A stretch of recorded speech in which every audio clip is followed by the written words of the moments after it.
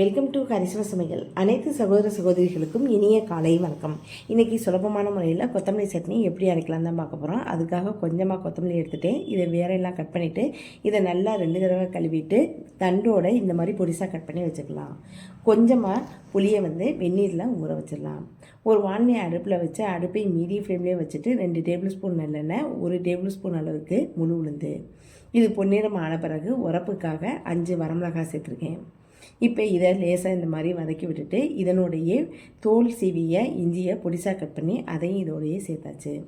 திரும்பவும் ஒரு தடவை வதக்கி விட்டுட்டு இதனுடைய 1/4 டீஸ்பூன் அளவுக்கு பெருங்காயத்தூள் திரும்பவும் ஒரு தடவை கிண்டி விட்டுடலாம். அதுக்கப்புறம் நம்ம பொடிசாக கட் பண்ணி வச்ச கொத்தமல்லி இலையும் கொஞ்சம் கொஞ்சமாக இதோடையே சேர்த்துக்கலாம். இதை அதிகமாக வதக்க தேவையில்லை.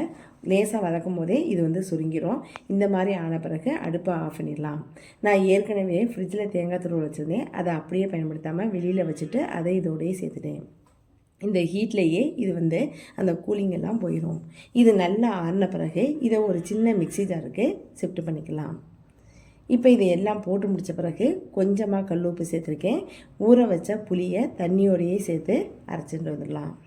இந்த மாதிரி அரைச்சாச்சு. இந்த மாதிரி நெருன்னு இருக்கணும். நைஸாக அரைச்சா நல்லா இருக்காது. இப்போ இதை அப்படியே ஒரு சின்ன கிண்ணத்துக்கு ஷிஃப்ட் பண்ணிக்கலாம். கொஞ்சமாக தண்ணியை அலசி ஊற்றிருக்கேன். ஒத்தக்கரண்டியில் 1 டேபிள் ஸ்பூன் அளவுக்கு நல்லெண்ணெய் சேர்த்தாச்சு. 1 டீஸ்பூன் அளவுக்கு உடைச்ச உளுந்து, 1/4 டீஸ்பூன் அளவுக்கு கடுகு. இது பொன்னிறம் ஆன பிறகு கொஞ்சமாக கருவேப்பிலையை இந்த மாதிரி பிச்சு போட்டுக்கலாம். இது பொன்னிறம் ஆன பிறகு இதை அப்படியே நம்ம அரைச்சி வச்ச கொத்தமல்லி சட்னியில் போட்டுக்கலாம். அவ்வளோதான், சூப்பரான சுவையான கொத்தமல்லி சட்னி ரெடி ஆயிடுச்சு. இதை நீங்களும் செஞ்சு பாருங்கள். தேங்க்ஸ் ஃபார் வாட்சிங்.